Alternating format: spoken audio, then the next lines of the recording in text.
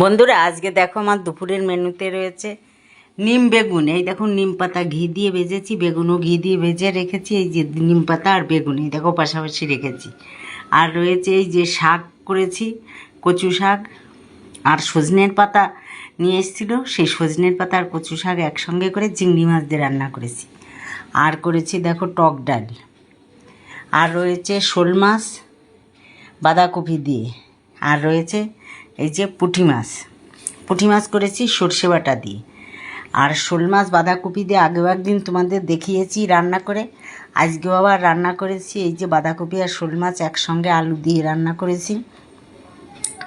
এটা শোল মাছ আর আলু ভেজে রেখে তারপরে কড়াইতে জিরে তেজপাতা শুকনো লঙ্কা ফোড়ন দিয়ে তার ভিতর কপিগুলোকে দিয়ে কপির যে মশলাগুলো যেমন ধনে গুঁড়ো, জিরে গুঁড়ো, লঙ্কার গুঁড়ো, একটু আদা বাটা এই দিয়ে ভালো করে কপিটাকে কষে কপিটাকে যখন নরম হয়ে যাবে তখন আলুগুলো দিয়ে কপিতে পরিমাণ মতো ঝোল দিয়ে দেবে, মানে একটু ঝোল ঝোল করবে।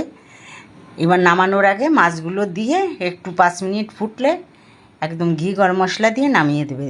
এটা দারুণ স্বাদ হয় শোল মাছ দিয়ে। তোমরা বন্ধুরা যে খাও ঠিক আছে, আর যে না খাও একদিন করে খেয়ে দেখো, ভীষণ সুন্দর লাগবে। আর এই যে পুঁটি মাছ সর্ষে বাটা দিয়ে করেছি, এই যে পুঁটি মাছগুলো দেখো এই হচ্ছে। আর রয়েছে এই যে সাদা ভাত, আর এই ডালের সঙ্গে রয়েছে এই যে পাঁপড় ভাজা।